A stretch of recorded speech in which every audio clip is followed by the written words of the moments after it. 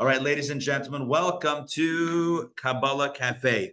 This is our weekly Kabbalah class where we seek to explore the mystical in order to get inspired and, of course, to gain some new knowledge and information. So today, the topic is the four worlds. And I will say this, we've spoken about the four worlds on many occasions. However, today I want to kind of give a bit of a comprehensive and maybe a bit of a different overview as to what the four worlds are and to what they mean for us. Ask not what you can do for the four worlds, ask what the four worlds can do for you. I know that's not at all the original quote and it's backwards. It was intentional. Okay, so the first thing you need to know is this. You know, when you present Judaism to a child, when you learn, right? When you learn as a kid, you learn about God, you learn about the narrative in Bereshis, in Genesis. I think the sense that you get is that there's God and God creates the world, right?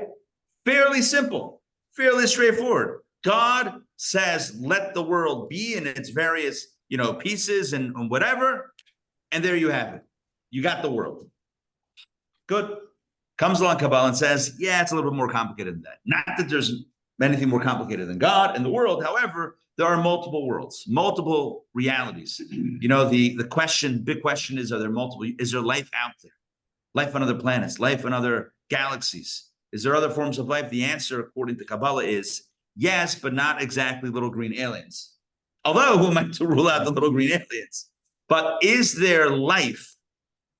Is there reality outside of ours? The answer is 100% yes. This is not the only state of existence. There are other states of existence. In fact, there are what we might call parallel universes. Parallel in the sense that they also exist, and they also exist in parallel to ours. In fact, we can think of them as iterations. One way to think about it is like this. Remember back in the day, if you wanted to have an animated cartoon, you know how they did that, right? Yeah. Right, animated cartoon. Well, no. I mean, like even like the old school Disney stuff. If you were watching a Disney thing, so they had different, I don't know what they call it, different frames. Yeah. There you go. Right, different frames, and different frame, and they would draw the same thing. Oh, look, Mickey Mouse standing like this, and now he's like this, and now he's like this, and this, and this, and they drew each frame in slight, distinction from the other, and then played in rapid succession. It looked like the characters were moving. And of course, there was an algorithm. There was a formula as to how many, how smooth or not smooth, like how fine do you need to draw the next movement so that it shouldn't be too choppy, but it also, you're not drawing like a million different scenes. Everything was hand drawn. But if you've ever seen like not just the way that the various frames, as it were, progress within movement, but the way, let's say, an individual frame was progressed from conception to production. So you'll see, they show some of the old original storyboards where everything is sketched out like very rough, and then it kind of gets filled in more and filled in more and filled in more until it's like pencil colored in and everything, and it's ready to go. It's the way it is. Right? Mm-hmm. Norm, you can probably fact check me on this stuff. I used to do that. Not animation, but there you go. Meaning storyboarding and I hired. Oh, you hired. Okay, yeah, there you go. And so it's kind of like this. You look at the original sketch of that scene of Mickey Mouse doing whatever, whatever shenanigans Mickey was up to or non-shenanigans. And yeah, you see the original sketch in rough pencil, whatever. And then it becomes more developed and more developed. You have different iterations of, let's say, the same frame, the same scene. And each one represents a little bit more progress. Not the movement, but within one frame, a little bit more progress into the final result that's ready to go. These iterations we might call parallel universes. In other words, they also depict the scene, but in a less concrete, more abstract, less defined manner than the final version. In a similar way, Kabbalah says that it's not that God just poof, created our reality, this physical, tangible world, material world that we live in, but rather God created spiritual realities beyond ours first, and then kind of iterated and evolved, or maybe devolved, until it got till our reality rose. The and Kabbalah says that there are really infinite number of gradations, infinite number of realities. However, generally speaking, they're divided into 4 categories, which we know and love as the 4 worlds, the 4 olamot, the 4 worlds. What are the 4 worlds? So again, this should be somewhat familiar. I'll say it first in Hebrew, then English, and then we're going to delve into it. So the first world, the highest world, is the world of Atzilut, which is often translated as the world of emanation. Then you have the next world, which is the world of Bria, which is translated as the world of creation. And then you have the world of Yitzirah, which is the world of formation. And then you have the world of Asiyah, which is the world of action. It's kind of like in Hollywood, action. That's us. That's us. So emanation, creation, formation, action.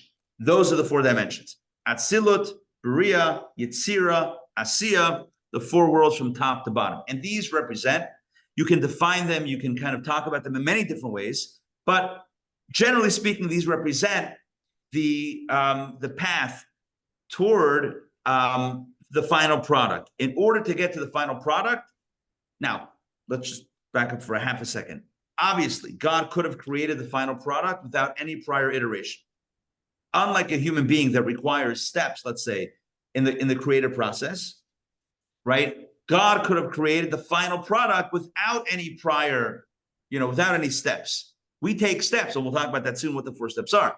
God conceptually doesn't need the steps, but when he created our world with our rules, he created a world built within the framework of the rules that he was creating. Does that make sense?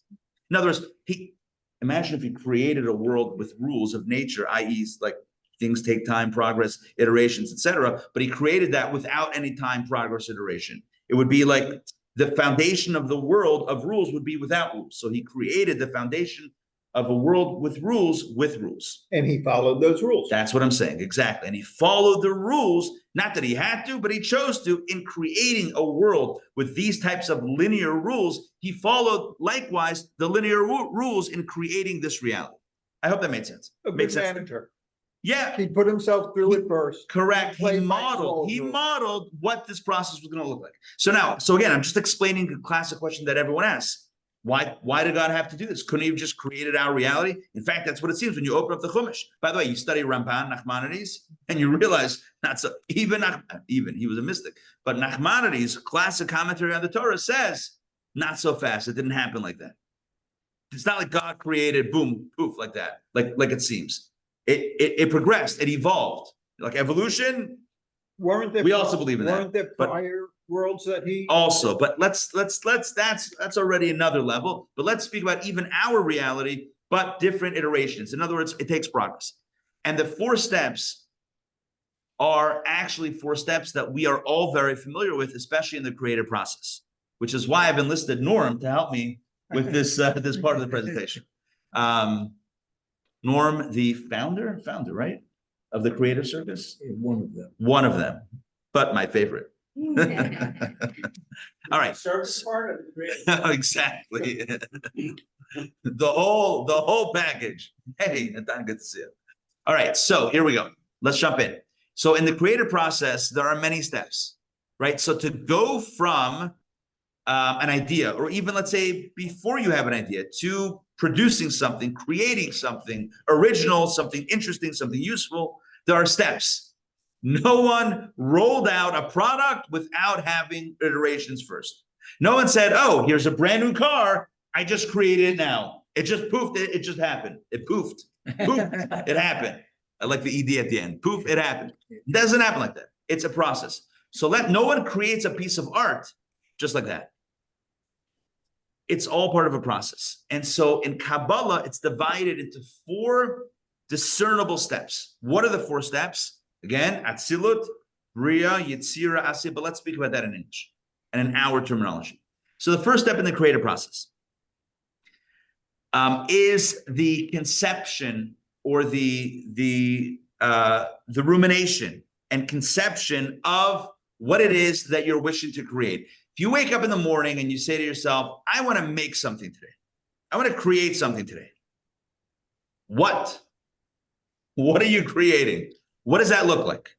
Okay, what does that look like? What do I want to create? Is it a piece of art?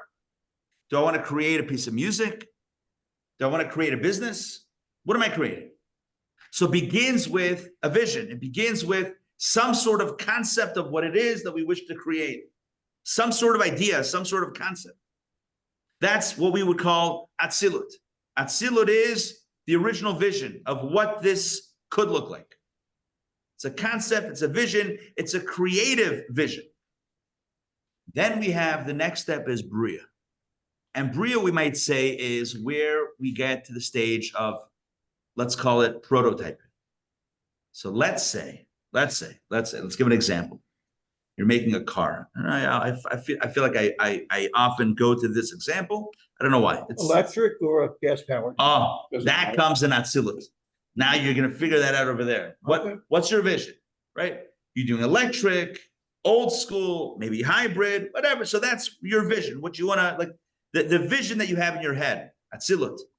That vision is the beginning of what will ultimately develop, but it's still inside your head, right? It's still in your head. It's still in your mind's eye, as it were.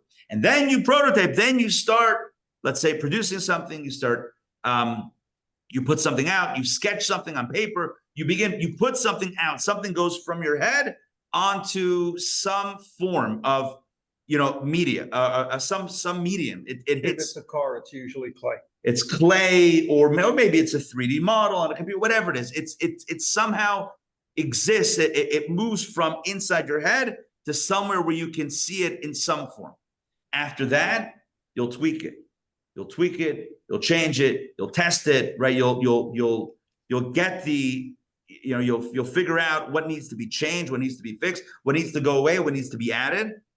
Then you're ready for the final product. Now, obviously, this is an oversimplification. It's not just 4 steps. It's many steps in between that are generally in these 4 categories, from the original vision to the original prototype, to then all the testing and tweaking that happens, and then the final product. These are just 4 general steps, like the 4 worlds, that are general stages, but contain myriad of subtle dimensions in between and throughout. But these are the 4 general stages. Norm, am I close to hitting on the creative process here? Perfect. Perfect. Not close, on top of it. On top of it. Okay. Now, an artist might experience the same thing. An artist might have a desire to create and some sort of vision of, this is what I'm creating, or an idea of what to create. And then, could the artist go from that initial excitement and desire and then create something? It's possible. But oftentimes what's going to happen is that the artist will experiment. The artist will experiment, putting something out there, creating something, and then say, you know what, it needs to be changed. If you're, let's say, creating something with materials, not like a painting, but creating with materials, you'll shape something, you'll reshape it, you'll change it, you'll modify it until it gets to the final version. So you have Atzilut, which is the original vision, the original desire to create, and the original vision of what it is that you're going to create. Then you have Bria, where for the first time, something becomes manifest. But that first thing that becomes manifest is by far, is definitely not the final product. That first thing that emerges is just the first shot. And you're not expecting that's going to land. You're just putting something out there that you can then modify and tweak. And then you modify it, and then the final product. Again, oversimplification, but that's kind of the way it is.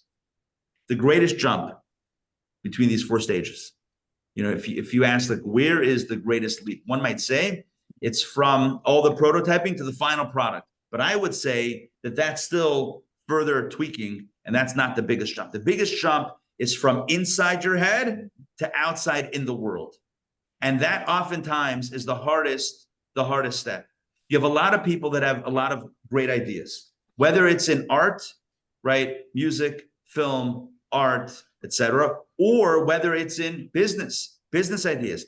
Plenty of people have plenty of ideas, or in running countries. I know exactly what Israel should do, right? Everyone's got ideas. The biggest leap is from inside your head to outside of the world. Once it's outside in the world, to tweak it, to modify it, to form it, to shape it, to iterate it, and to produce it, not minimizing that process. And a lot of things die on the road to final production. I know that.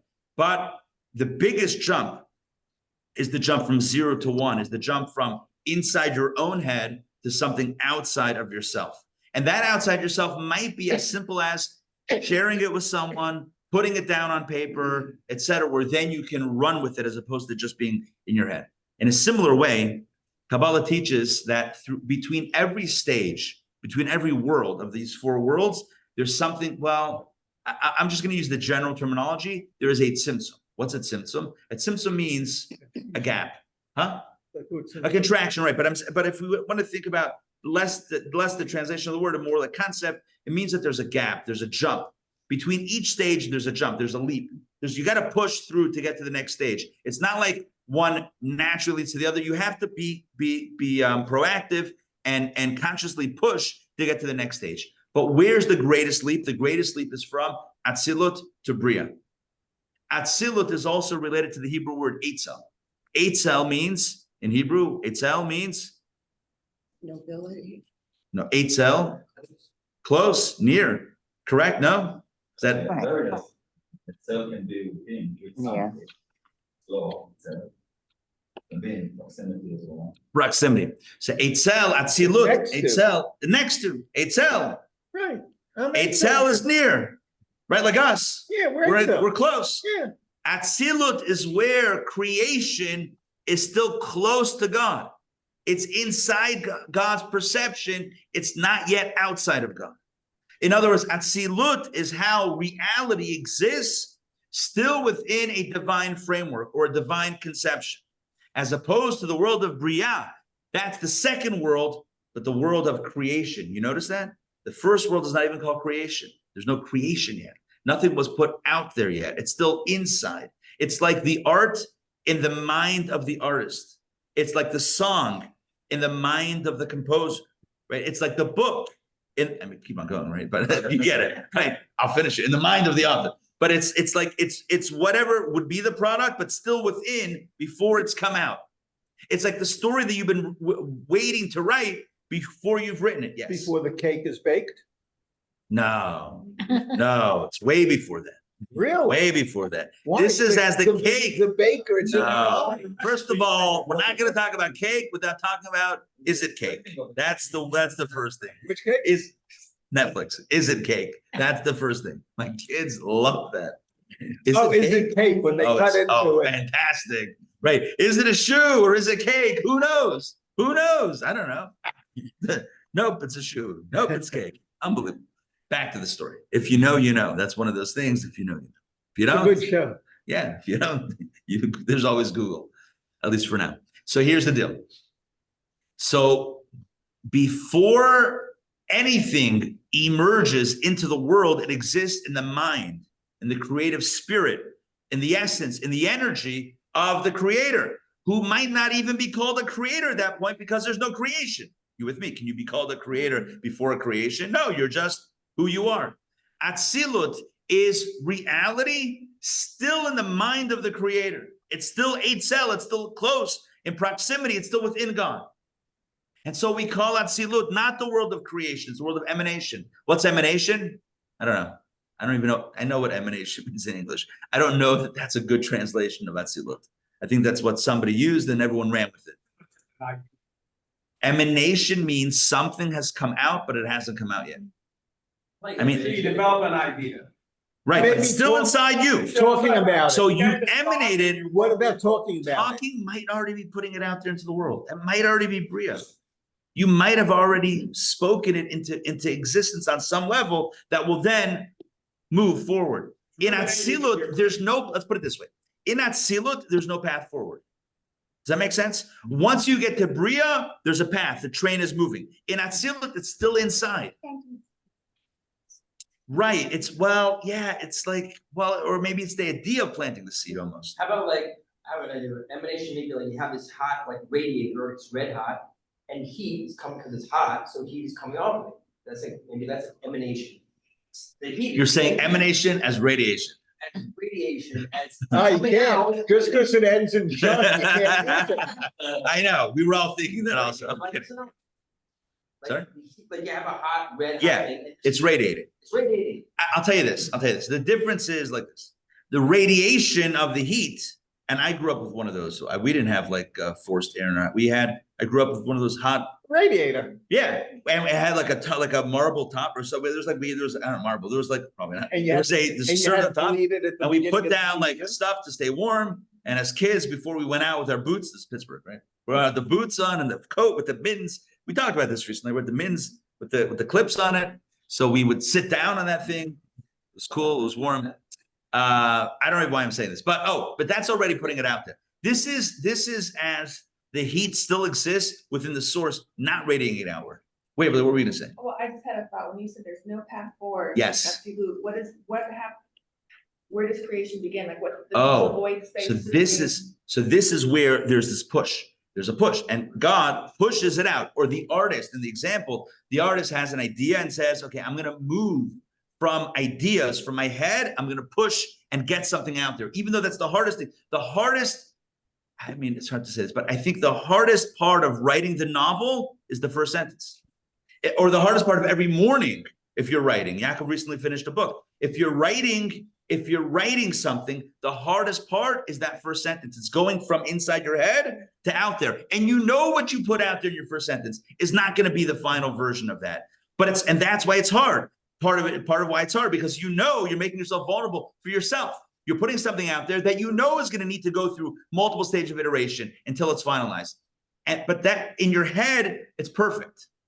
Right? In your head, it's perfect. But when you put it out there, it's unformed, it's unfinished, it's unwieldy, it's not yet done. And it's going to require steps. The hardest progression is not from creation to formation to action, i.e. Bria, Yetzirah, Asiya, those three levels. The hardest jump is from Atzilut to Bria, is from the original conception of how it is in your head to putting it out there. That's the hardest jump. That's the hardest stage, which is why it says in Kabbalah that is the greatest or the largest, the biggest, the deepest, whatever. It's Tzimtzum. Tzimtzum means contraction, but it also means a gap between two spaces. The largest bridge to jump over, as it were, I don't know if you jump over a bridge, but whatever, the largest hurdle to jump over, the span or to bridge, is the one between Atzilut vision and Bria, the original iteration of creation that you know is going to be modified, will need to be modified from there. Yeah. Just thinking like the three, so there is Atzilut and then Bria, Yetzirah, Asiya. So Bria, Yetzirah, and Asiya are very, I mean, the words describe actually the actions. Literally. Creating, you're doing, you're everything. Creating and then reformatting and then producing. But Atzilut in Hebrew is not what you're describing it today. If you're using the word Atzilut, you're talking about novelty, Atzil, it's not necessarily, the way you're describing it. I'm just trying to figure out, it's not like it doesn't, like, I understand what you're saying in the progress, but the jump from Atzilut to actually Bria is, but you're talking about something completely different, and then you're actually talking about actions that are done. That's why in Kabbalah it's almost likened to the jump between 0 to 1 as opposed to 1, 2, 2, 3, 3, 4, 4. Now, once you get to 1, you're in the numbers range. Then it's just adding another number to the next one. Everything flows once you start with 1. 0 is, if we're defining 0 as non-number and 1 as number and 2 as number and 3 as number, even though those are greater numbers, bigger numbers, 1 to 1,000,000, 1 to 1,000,000,000,000, 1 to whatever's beyond that, right? Whatever's beyond that, even the greatest number, all of that is still incremental. You can get there. But 0 to 1 is the greatest jump.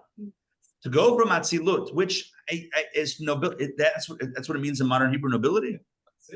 Interesting. But somebody that is noble, that's it. I guess it's also related because this is the way creation exists within royalty, within God Almighty. That's why as kids, when we heard about it, Atzilut was the word of God. Oh, okay. So there you go. Noble than God. Right. God It's the world of God. Imagine Who's a famous author? Give me an author. John Grisham. Classic. Shakespeare. I'm just gonna go on my own. All right, Shakespeare. Imagine Shakespeare, right? Imagine, He was not a writer. I don't know. He was a playwright. All right, fine. It works for me. Imagine Hamlet in his head. Right? That's what we're talking about here. Before he wrote the first draft. And you know he didn't just write one draft. I mean, who writes one draft? Before any iteration, before the first draft, it existed in his head. What did it look like then? And what was the relation between that and actually putting it out there? It was in his head. The difference between something in your head versus on paper that you can then tweak is incomparable. One is in your head and one is out there. Once it's out there, so you're modifying it. Once it's in the state of Bria, once you've created it, well then to modify it, to move it, it's like a bunch of words on a page. You can copy and paste, delete and add, and that's it. But until it's on the page, it's not on the page. Atzilut is the 0 to Bria's 1. And Bria's 1 is to Yitzir's 2, to Asiya's 3. All of those are incremental jumps. The very large jump is one that happens between Atzilut and Bria. That's the biggest jump of all. So now I want you to think about the following. And so again, let me just summarize this. So every creative process really needs these 4 stages. You need the vision, then you need to first put it out there, modify it, tweak it, perfect it, etc., or to the best of your ability, and then it's done. And again, oversimplification, it's collapsing a lot of small steps. All those steps exist and are necessary to exist, but in general, these are the four stages. So imagine you are the product of that creation. Imagine you're the novel created by the author, but you're on the other side. You're on the other side of the divide. In other words, you are as that story was produced. Can you climb back into the author's head as the character? It would be very hard. I know I'm asking you to think about something that is, you're probably thinking like, what is he even saying? Like, what am I talking about? Imagine the author creates the story, right? Writes it down. Imagine the author produces a work of literature. Great. And imagine you are that character that was created. You only exist within the realm of creation. Now, you existed in a previous state within the mind of the author, but you can't relate to that state because in that state, you didn't exist. The only thing that existed was the author. It's like having a baby inside you and going back in again. Right. There's only one way at that Actually, point. that's possible. Well, whatever. The point is like this. The point is that the character that is created only exists almost from creation and forward. The character in Atzilut, or in that initial stage, is not even a character. It's still a part of the author, the creator. In other words, as a character discrete or distinct from the creator, that only begins from Bria down. Atzilut is where the character is still part of the imagination of the creator. That's what I was Yeah. thinking. Yeah. That's exactly what I was So here's the idea. Here's the big idea. We are the character. We are that character that is created by God. God conceived of us, and then there was a desire to create a conception of what this would look like, a thought, a vision, etc. And then God created Bria, and then Yetzirah, and then Asiya, the different iterations of creation, of existence, of reality as we know it, until it formed our concrete reality, very tangible, concrete reality. We exist, if you think about those old transparencies for the overhead projector, right? Different layers. You peel back those layers. So there's the final collapsed version where you see everything with defined lines and colors within. Everything looks real, but you peel back the layers and then, oh, wait, without color. Oh, without fine lines, now it's abstract. You have different layers of abstraction, but before all of that, you have inside the head of the creator, of the artist, of the author, of the designer. And that's not on any page of transparency. That's still inside someone's head. So that's Mickey Mouse inside Did Walt Disney create that character? Do we know? Yeah. Yeah. Well, It's actually, one of the inside- markers. Whatever. So inside the mind of the original conceiver of that idea. That is not the first iteration. That's prior to the first iteration. And so again, I'm gonna ask you to think about this, even though it's a little bit mind-bending and a little bit trippy. Think about the consciousness of the being that is created, or the art, or the character that's created by the artist or by the writer or whatever it is. Think about the consciousness of that being, who only begins consciousness and awareness from Bria onward, because in Atzilut, there was no consciousness of self. It was a consciousness of the author, not a consciousness of the creation. Are you with me? There was no creation consciousness. It's only creator consciousness. That's the divide between Atzilut and the other three worlds. Atzilut is only God's consciousness. From Bria down, it's now creation consciousness. So creation consciousness is stuck. We're stuck in a closed environment, and there's a gap between that and the higher and a higher reality. And that puts us in a conundrum, in what I like to call a binary conundrum. What's the binary conundrum? It means like this. We have one of two options. Either we say, this is real, because this is what I know. This is where I'm from. This is my entire consciousness. So Bria, Yitzir, Asiya, this is reality. This is the only reality that I know, that I can know. So this is real. Or a person is so enlightened to the point that they say, no, I know the truth. I know all of this is but the outward manifestation of a vision, of a concept, of a character, of a dream, of a desire, whatever, inside the mind of the creator, which means that all of this pales in comparison to what's really up there. And that's the real truth. The real truth is the art in the mind of the artist, not in the flawed not in the flawed manifestation of the vision. The real beauty, the real truth, is the truth that was in the perfect truth, the pure truth in the mind of the author, in the mind of the designer, in the mind of the creator, the mind of the artist, of the author. That's the real truth. And so that's the second option. One option is this is real. The other option is this is not real. The only reality is a reality almost beyond what I can know, the reality of the creation in the mind of the creator. Atzilut is the only reality.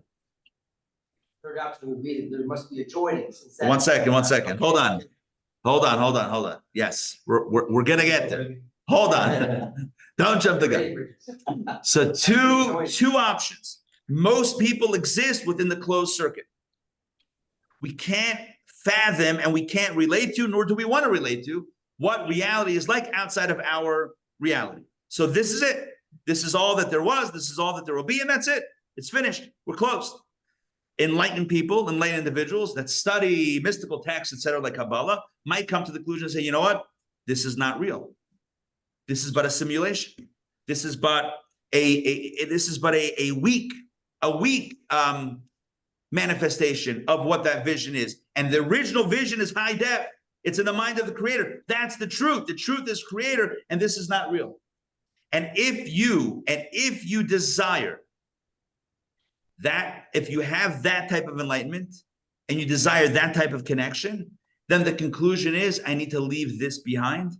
I need to leave this reality behind, because this is not true. Nothing about this is truth. The only truth is within the creative vision of the creator. That's the only truth within God. And so we have historically two paths of living. You have those that live for the now, right? What's the phrase?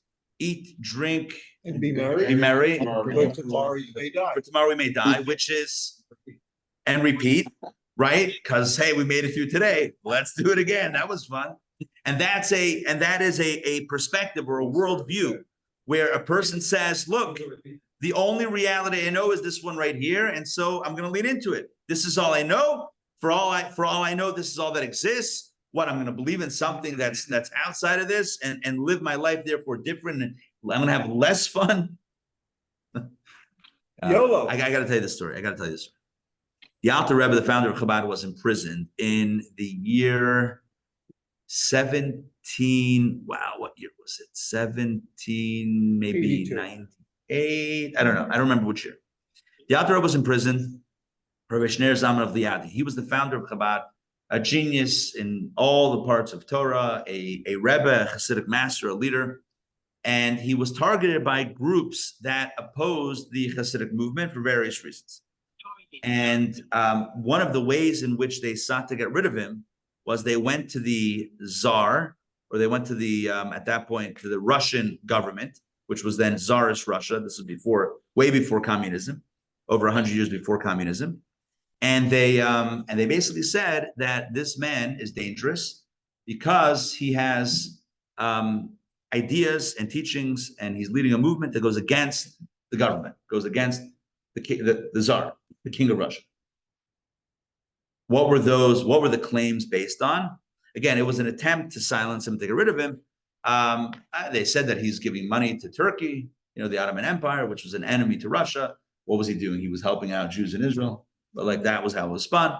Various things. The short of it is that after 53 days in prison, he was released. But when they came to arrest him, the story goes that he was hiding. One of his chassidim said to him, "Why are you hiding? If you're legit, you have nothing to worry about. And if you're not, then you'll have to take account. You'll have to answer, why is it that you deprived us of so much fun?" Right? If this is all a sham, then how dare you? If it's legit, nothing to worry about. God runs the world. You're a tzaddik. You'll be fine. If it's not legit, I want all those right that you've been saying not to have. But Jews turned over another Jew to the Tsar. It's complicated. The short answer is yes. Yes. Short answer is yes. Yeah. Well, Well, yeah, no, and you you think it's bad, and you think it's bad now. I mean, he was right. When would that ever happen? No, it didn't happen in the camps. Highly unlikely. It's not happening now either. There's no such thing as a capo. Hold on. Let's not destroy Toba's sense of love and fraternity amongst Yidden.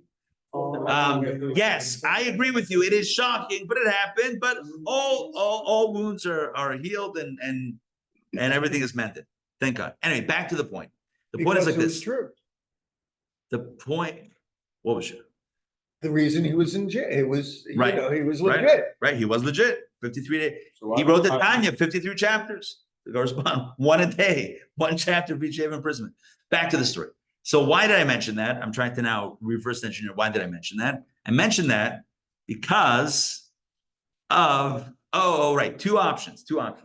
We exist in the closed circuit of Bria, Yetzira, Asiya. We are post-jump. We are in the ones, not in the zeros. We live in the world, in the realm of ones, of numbers. We live in the realm of reality, of our creator reality, from Bria down. The acronym of which Bria Yetzira Asiya is called Bia. So we'll just call Bia. So that's where we live. So there's two options. Either you lean into it and it's like, that's it. This is all that exists. What happened before creator's vision for me, for life, for purpose? I don't know, but we're here. Let's enjoy life. And historically, and even contemporarily, many people live like this. It's like, don't get me involved in, I'll have my own set of values, what I feel is right, but don't bring God into the picture. Don't tell me like, oh, there's a creator that wants you to do X, Y, and Z, whatever. I'm going to live my life and enjoy it, be a good person. If I want to, if I don't want to, I won't be a good person, but I'm going to live, drink, and be merry. That's it. And then you have other people. They're like, no, that's terrible. Don't you know that none of this is real? Don't you know that there's a reality beyond this reality? Don't you know that there's a vision, there's a higher purpose, or not even a higher purpose, but there's something greater, something that way transcends this reality? This is nothing. This is garnish. This is bupkis. This is, what other expressions can we use? This is nothing, right? This is nothing. Less of a bagel. Compared to the true reality, the high def vision of reality in the mind's eye of the creator, of Hashem, of God Almighty, this is nothing. That's true reality. Great. And so that type of person says, all of this, waste of time. What, I'm going to spend my life running after money, running after thing, obsessing of material indulgences and all this stuff. It's a waste of time. What do I care? I'll live my life for material pleasure. Waste of time. Waste of time. Let me shun all of this. Let me move to the mountains, right? Let me commune with the creator, and that's it. I'm going to meditate all day and pray all day and study all day, and that's it. I'll cloister myself. I'll lock myself up in the base medrash. You have a rich father-in-law? In the exactly. Well, or I don't need anything. What do you mean? I'll live off of I don't know. Yeah, I'll live off the land. I'll live off the berries. Yeah, whatever. let the children go to the wind. So that is the second option. And historically, many people have turned to that path as well. And this is not just, I'm not just saying this in a joking way. I'm saying seriously. And many Jews went this path also.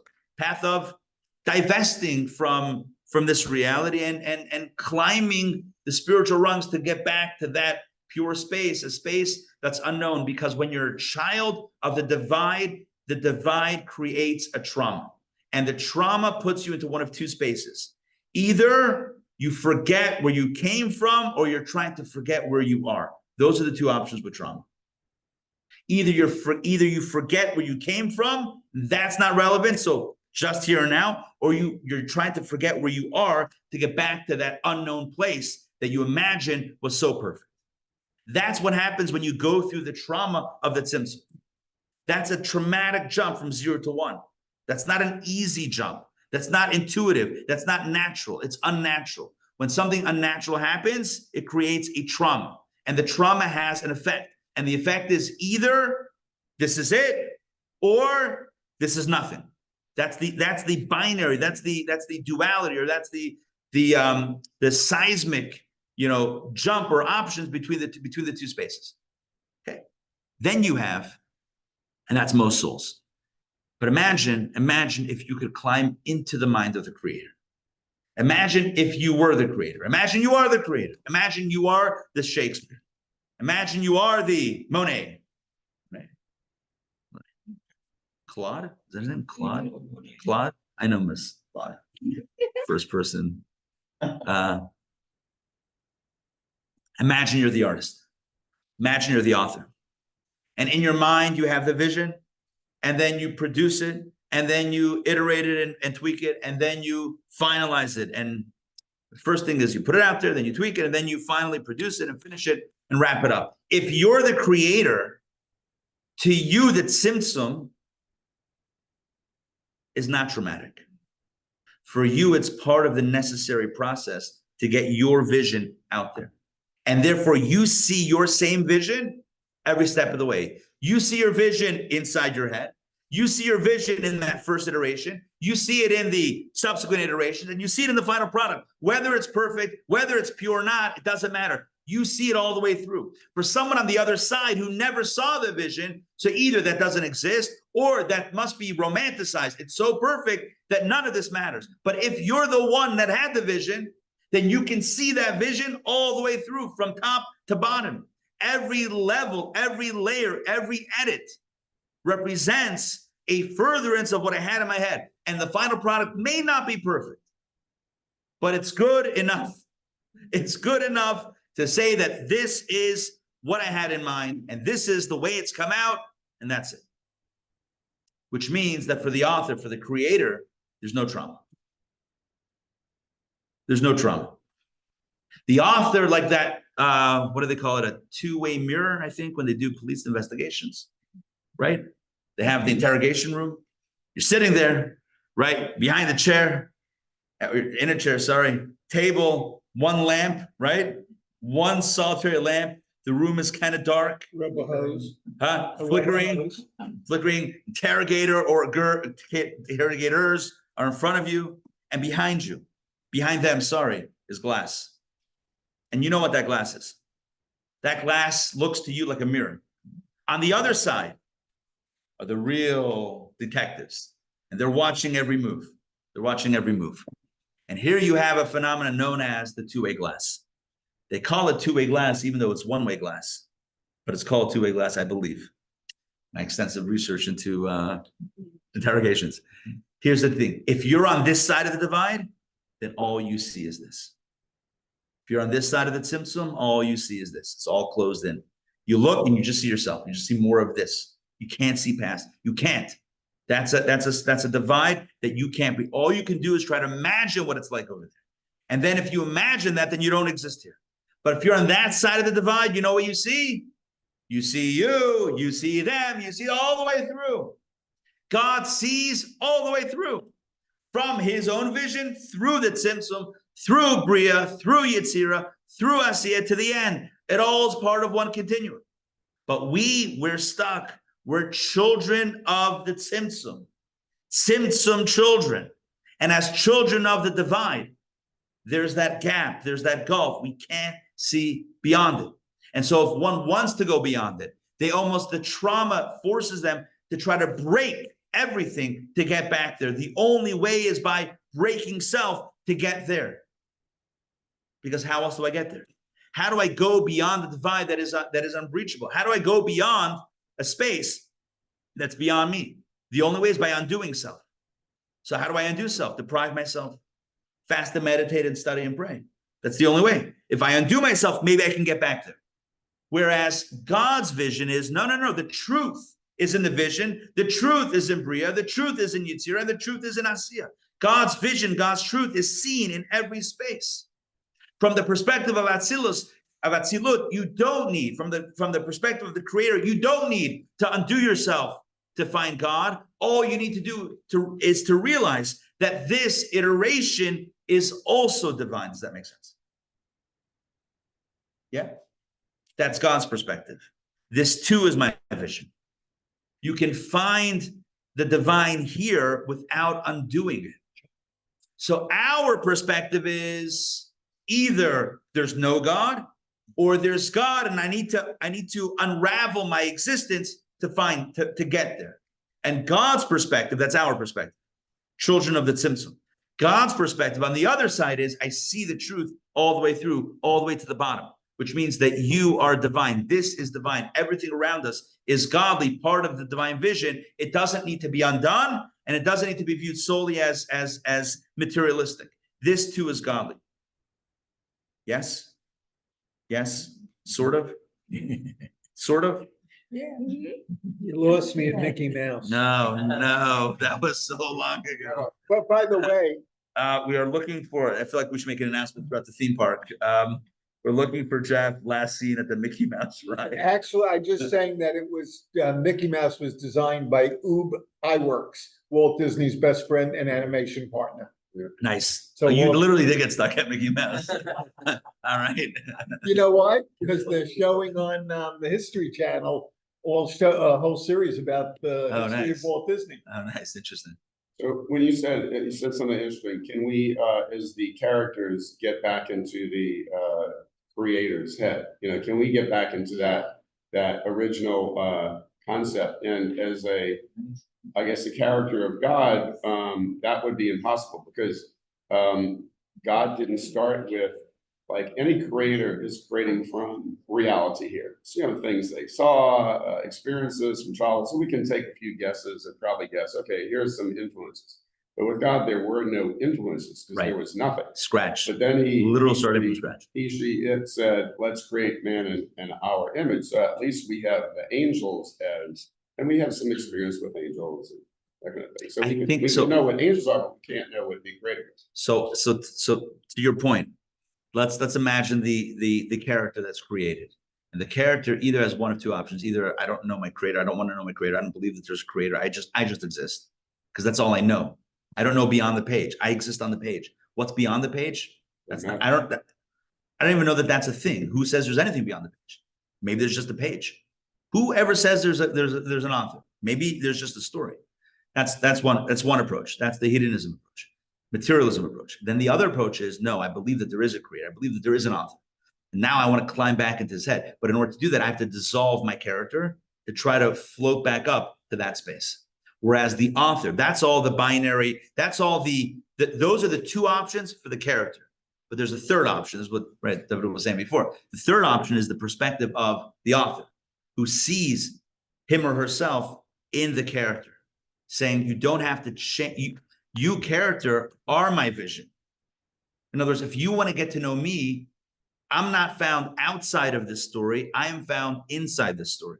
Because the story is part of, is also in my head. My head and the story are not two separate realities. You character, as a child of that beyond the page duality, right? You see things in that duality. Either there's the page or beyond the page. So either I'm here or I'm there, but I can't be both at the same time. Whereas the author can have both at the same time. Both has the vision beyond the page and wrote the page.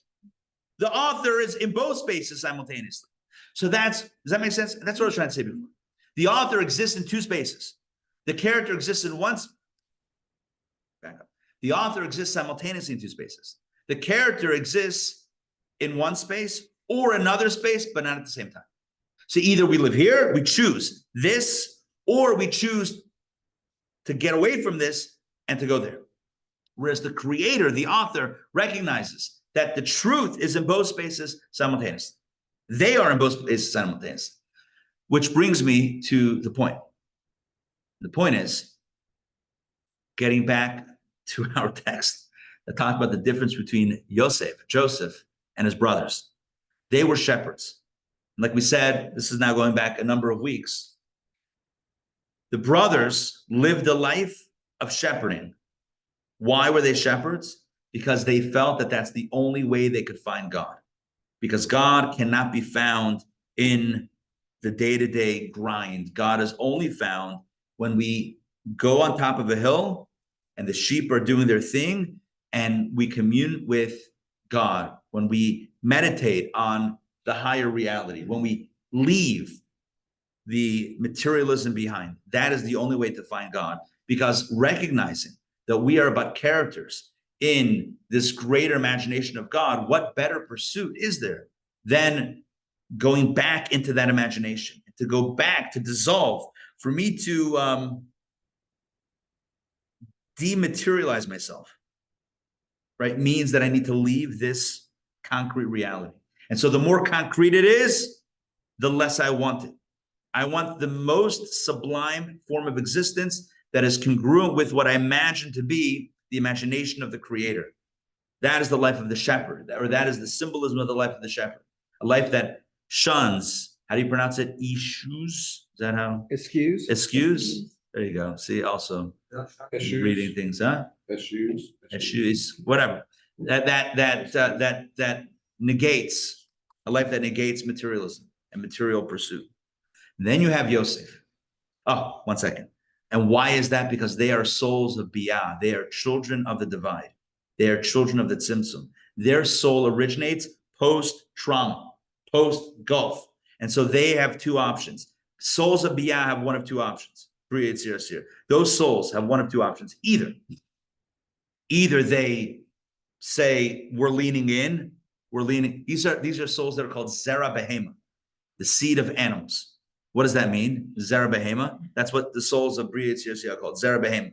Why? Because either they're animals, again, I'm not trying to shoot for grub, but like either that's it, that's just focused on the here and now, like an animal that's head is down and grazing. It says in Kabbalah, that the cows can't lift their head up.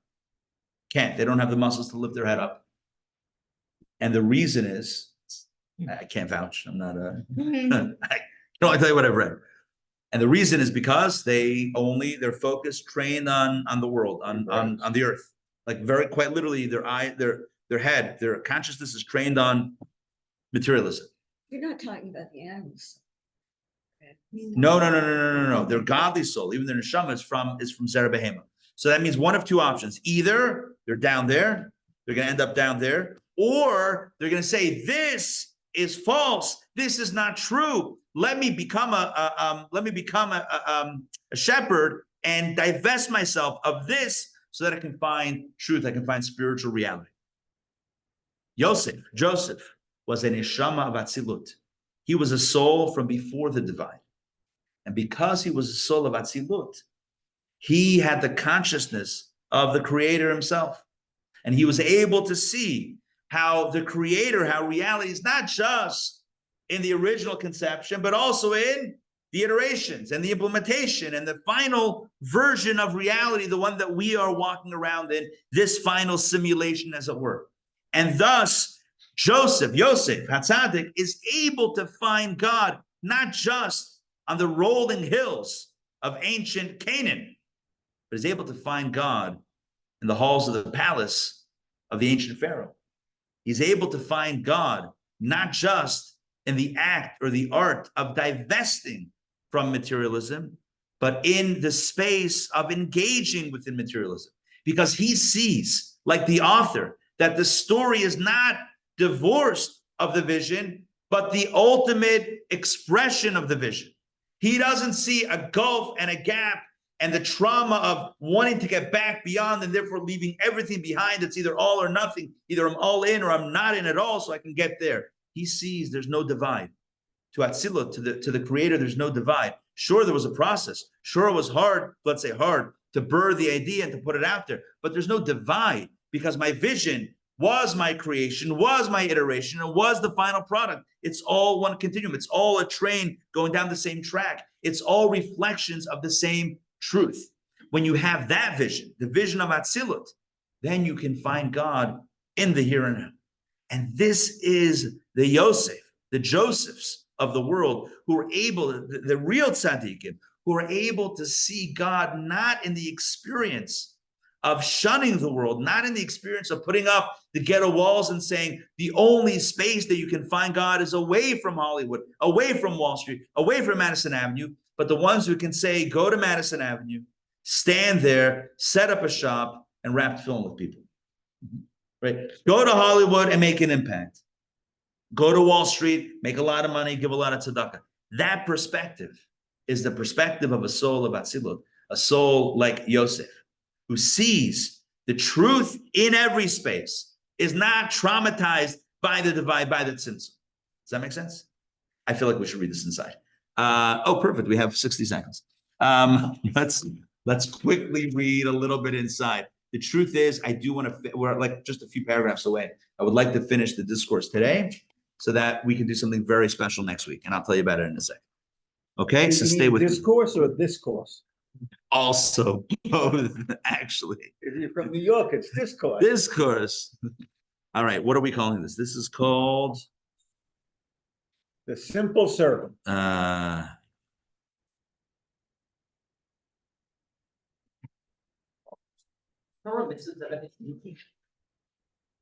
But you know, on the side note, don't bring Yiddish I into this, think man. we have a lot of chutzpah to sit here and discuss what Hashem's intentions were. Who are we to discuss what was in his mind? So you can be quiet and discuss it. I was gonna say, if you're not comfortable, okay, I'll do the talking. All right, here we go. Let's go. I'm gonna share my screen. No, it's a good question. We'll schmooze after. Let's take a look. I want to begin. What page do you guys have at the top? 68? Okay, you guys ready? Start at the bottom. Yosef and the tribes. We did this. We're going to get a running start, and we're going to wrap this up. Yosef and the tribes. Sounds like a band. According to the above, we can understand the verse, the children of Reuben and Gad possess much cattle. To explain, there's a well-known distinction between Yosef and the rest of the tribes. Now you know the answer. Yosef was Atzilut. They were Bria Yitzir Asir. They were children of the divine. I like that. I've coined that expression, and I'm going with it.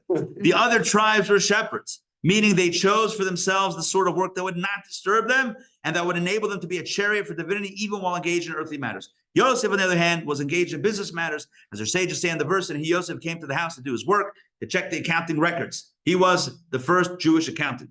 He then became a king in Egypt, the first Jewish king of Egypt. A king, second in command, which made him extremely busy.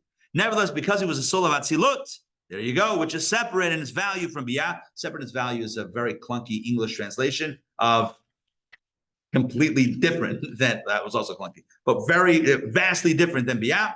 He did not have any impediment at all in his divine service, and even while immersed in the world, he remained simultaneously a chariot for divinity, as explained above. The other tribes, conversely, because their souls were rooted in the lower chariot of Bria, Yetzirah, and Asiya, were unable to be a chariot while at the same time immersed in the world. They had a binary choice. He had singularity. He was able to see God in the palace. They saw either world or God, and it's not the two simultaneously. And I'm doing almost like a robot dance. Reuben and Gad. This is why the children of Reuben and Gad chose to be shepherds, since they were rooted in the lower chariot and were on the level of servant. And this is why the children of Reuben possessed much cattle, meaning that their occupation was shepherding. They loved it. They loved being able to not deal with this reality. Because look, either you're here or you're not here. You can't be both. This is why they also chose the land on the other side of the Jordan, since it was spiritually appropriate for their divine service, as shall be explained. Let's continue. Eretz Yisrael. The land of Israel is called Eretz. We already started this stuff, but I want to take a running start and then wrap it. The land of Israel is called Eretz, which denotes ratzo, yearning, as in the teaching. Why is she called Eretz? She is Israel because she ran to do the will of her master, referring to the yearning expressed in the verse. Whom do I have in heaven? And when I am with you, I desire nothing on earth. In other words, this is an expression of total yearning for God. This yearning stems from an awareness, understanding, and feeling of the exaltedness of the infinite light. This yearning occurs within the souls that are on the level of Oved Havaya, the level of the loyal servant, the level of son, as explained above in another discourse. The point of this is that Eretz Yisrael, the land of Israel, the land of yearning, is a land in which it is synonymous. It's a land which is synonymous with the souls of Atzilut, the souls that see the earth as divine. Eretz Yisrael is a land that wishes to do the will of its creator. In other words, there's no dissonance between earth and divine will. It's collapsed all the way through. It's God's will, God's reality, God's vision is manifest in Atzilot, in Bria, in Yetzirah, and in the earth itself. That's what makes it the holy land. That's what makes holy an adjective of land. What makes a land holy? What makes a land holy is when the land itself is seen to be holy, is seen to be infused with godliness. That is not the biyah, that is not the product of the tzimtzum trauma. The tzimtzum trauma is there's either land or there's God, but never near the twain shall meet, to quote some thing, right? Shakespeare. Whatever, whoever. Near the twain shall meet, right, is, or not. But anyway, that's the perspective of biyah. That's the children of trauma say, oh, it's either the earth or it's holy. You can't have a holy land. Choose one. You can't have both. Right? It's like vegans for beef. It's not what are you saying? It's like choose one. Holy land, the holy land. Shkoyach, the Polish thistle. Like, what are you saying? Holy land. What's a holy land? It's either holy, you're either praying, or you're working the earth. Holy land. That's because Israel, what makes it holy land is because it's the one place on earth in which is seen, or where this transparency exists on a much starker level. However, let's continue 72 in the middle. But the souls of biyah, which are the simple servants, the ones that see the binary truth, the binary choice, either this or that, are on the level of Oved Elokim, since their work is to refine the animal soul, which is also alluded to in the reference to much cattle, the level of the souls of the seed of animals. They are the souls of the seed of, I told you this before, the souls of Bria, Yetzirah, are called Zerah Behema. That's why they're much cattle. Who are the cattle? They're the cattle. They're working on themselves. And their work is fixing and refining the animal soul, etc. This is why they chose the land on the other side of the Jordan, since it is more spiritually appropriate for the Oved Elokim, as shall be explained presently. In other words, they are the ones that don't see the truth all the way through. They're the ones that see it as a choice, an either or, not an and. They see it as either land or holy. That's why to go into the holy land is, it's against their very nature. Degrees of holiness. The Midrash Rabbah Parashat Naso, chapter 7, 8, lists the 10 levels of holiness of the land of Israel, by which it is holier than the other lands. In comparing the various levels, the Midrash says that what was formerly the land of Canaan is holier than the land on the other side of the Jordan. Meaning, although the latter, i.e. the Transjordan, is also considered a part of the land of Israel in contrast to the other lands, nevertheless, what was formerly the land of Canaan is holier, etc. In other words, so there's the land of Israel, Canaan, Israel proper, and then there's the other side of the Jordan, which was sort of part of annexed to Israel, but not really, whatever. So it's not exactly. So if you're raking that Transjordan, where Reuben and Gad and half of Manasseh, where these tribes settled, to the rest of the world, it's holier. But compared to Israel proper, it's not as holy. To explain, the land of Canaan is on the level of yearning expressed in whom do I have in heaven, what was said before Atzilot. So this being the yearning of the level of Oved Havaya, i.e. the service of the soul. The other side of the Jordan, however, is the service of Oved Elokim, which is the souls of biyah. We are almost done. Top of 74. And so as we stand here, and give me 3 more minutes, as we stand here, what we have is a tale of 2 souls. We have one type of soul that is the normative. The souls of Biyah, the souls of Bria, it's say our soul, most of our souls, Zera Behema, soul that is the child of the divine, the child of Tzimtzum, where either it's earth or it's heaven, and it can't be both. So choose. Either I'm going to go all in or I'm going to go all out. That's my choice in life. And from that perspective, the soul, the tribes of Reuben and Gad, and also half of Manasseh, they come to Moses and they say, look, we know who we are. And we know that a holy land, we don't even know what that means, a holy land.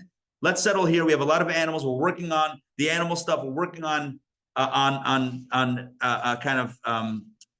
shunning the animal to get to God, but an earth that's holy, it seems outside of our wheelhouse. 74. However, Moshe was not satisfied with them summing up who they were. Moshe is a great leader, and a leader tries to elevate someone to a higher level than where they're standing. And that's what Moshe's mission is. However, the service of Moshe, the mission of Moshe was to draw the level of dat into the souls of the seed of animals. In other words, to infuse even the souls of Bria, Yetzirah, and Asiyah with a higher consciousness, his own consciousness. That's why he says, as the verse says, V'nasati Esav b'sadcha levamtecha. Is that what the verse says? Sati Esav chulu. And I shall place grass in your field for your animals. Who says this? This is Deuteronomy. Moses is speaking. Now, we understand that Moses is speaking for God. Shechina medaber mitoch grono shel Moshe. Right, the Shechina, divine presence, is speaking through the throat of Moses. But Moses says, "V'nasati Esav, I will place grass." Esav is also a euphemism. Grass is a euphemism for dat, for knowledge, or more aptly here, perception. Which means that Moses is saying to the animals, I'm giving grass for whom? For your animals. For you souls that are on the level of Zera Behema, of the animal souls. Not animal souls, but the lower level souls of Bria, Yetzirah, Asiyah. I'm going to give you Esav. I'm going to give you grass, sustenance. I'm going to give you dat to be able to perceive my perception. A soul of Atzilut, I want to grant some of that vision to you. He therefore said to them, if you will go to war, that's why he doesn't say, fine, settle here. He says, no. First come into Israel, fight the battle, and then you can settle in the Transjordan. If you will go to war against the animal soul, and in a manner that through this war you will attain the level of intense yearning, such as the level of all your might, which is evoked by the opposition, etc., then this land will be an inheritance for you. He first wanted them to have a taste of what it's like to be in the Holy Land. He wanted to give them a taste of his perception. And they said, and then you can go back. You want to relegate yourself. This is your reality. You live in a binary world, right? You want to live in that reality, either animal or God, not fine, sure, okay, but first try this. Come into Israel, fight some battles, try this. The verse, so if you will go to war before God, and the land will be conquered, meaning that you will persevere and reach the level of Ratzon, and even the level of before Havai, in the manner similar to the concept of walk before me to the inner dimension. These are all Kabbalistic references and verse scriptural references. Maybe suggested, I'm continuing that, I'm going to wrap it up. It may be suggested that this is the level of the revelation of the name Havai that occurs through the name Elohim, meaning that through divine service and the level of Elohim, the name Havai is revealed, etc., as explained in the aforementioned discourse, Tite and Emet. In other words, let me explain this, that it could be that a soul from the lower dimension, through intense work on themselves, can actually reach the spiritual awareness of a higher soul. Then 76, this land will be an inheritance for you, meaning that you will inherit also this land that is on the other side of the Jordan, alluding to the additional benefit that is created through the refinement of the animal soul, when even this land, although it is not as holy as the land of Canaan, will be for you as an inheritance through the service of elevating the animal soul, etc. What he says here is that there might be an advantage of a soul from the lower worlds having a taste and a glimpse of the higher reality and then going to work in their own space. There might be, in other words, if the soul of a non-tzaddik doing the work with the inspiration of, let's say, a tzaddik, the vision of a tzaddik, but then doing the work, there might be an advantage of that even over the vision of the tzaddik that sees everything purely and clearly. And that's how the discourse ends. So what's the conclusion of this? I think the takeaway is there's a lot of Kabbalah, a lot of references, and it's not really explained. I'm sure you noticed the last few paragraphs are very esoteric, and I would call it sketchy. In other words, not fully fleshed out. But here's the takeaway. The takeaway is like this. The reality is that we typically have this binary perception, either God or me. And we go through our day almost one for you, one for me. Or I would say one for you, many for me. But one for you, but many for me. It's like, okay, I'll do a little prayer, sure. But then I'm going to enjoy myself. And then a little Torah study, but then I'm going to have fun. And then a little mitzvah, and then a lot of fun. And we kind of, we go through this. And our perception is that it's either or. It's either I'm doing something for God, I'm doing something for self, and it's not like we're necessarily combining the two. And I think what the discourse, what the Mimer is trying to introduce us, Mimer is Hebrew for discourse, is trying to introduce us to, is this idea, the possibility that in fact the two can be congruent, the two can work together. That we can, yes, we can go to, let's say, a baseball game and there find a Jew to rope into a minyan for mincha, right? Under the stairs of the, not speaking from personal experience. It's like, hey, do you want to pray? We're going to have a service right here in not Turner Field, in Truist Park. oh my, wow. I'm dating myself. Hey, do you come here often? Yes. How's it go? I'm kidding. That's really dating myself. Huh? Turner. Oh my Dating gosh. myself. Come here all the time. Dating myself. Oh, give me a break. Wow, I did a little skit of dating myself. No one even got it. All I right. got it. What's the? Thank you very much. I appreciate. I feel seen. What's the new field called? Truist. Thank you. Truist. Oh my gosh. Wow. SunTrust. Yeah, that was a very brief moment before the merger. Okay, so Truist. Truist section 4. I want to say 430 top, whatever, sort of like home plate area, right? Minyan for mincha with a kaddish, somebody that has that was saying kaddish for his father. And like there's something special about a vision of the world in which you don't have, it's not either or. It's not either it's God or God's out and now I'm in. It's not like the two characters. It's like Clark Kent and Superman. They can't be in the same scene.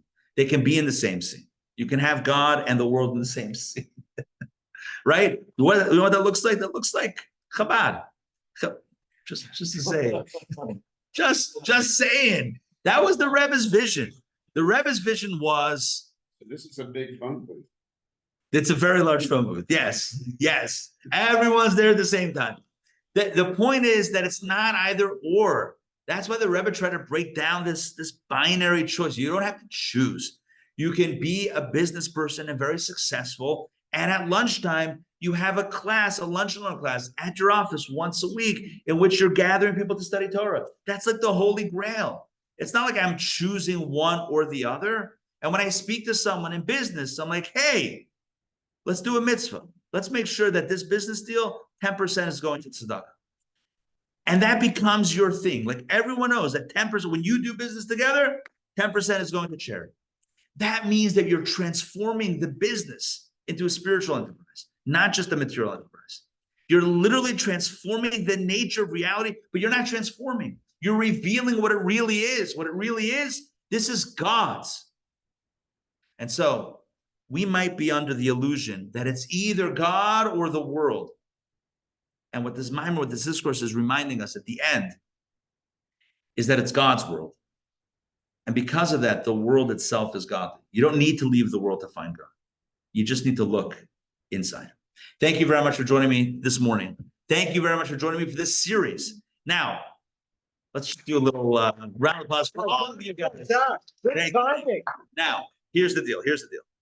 We are going to continue with the next text. We have more texts. I have some powerful books to study together. So that's the good news. The even better news is that next week is the Sunday before Shavuot. And because of that, I want to do a special holiday-themed edition of Kabbalah Café. And so next week, I want to do a standalone Kabbalah class. And then after that, we'll get into the next book, and we'll have like a nice amount of time on a text that will, every week is different, slightly different topic, but on the same text. But next week is a standalone, the Kabbalah of the cheeseburger. That is next week. The Kabbalah of cheeseburgers. Are there samples? Is the question on the table. Torah allows us to eat them, but not cook them together. So we are not going to be. I'll mention. Hold on 1 second.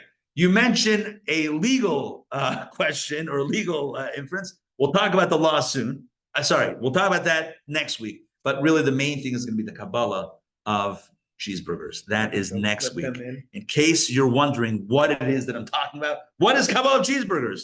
That's my point. Come next week. Same bad time, same bad channel as we explore that. There's a third way that people try to get to God. Yes. But Moses didn't do that. Moses fasted. No, why is that a third way? That's still the first way.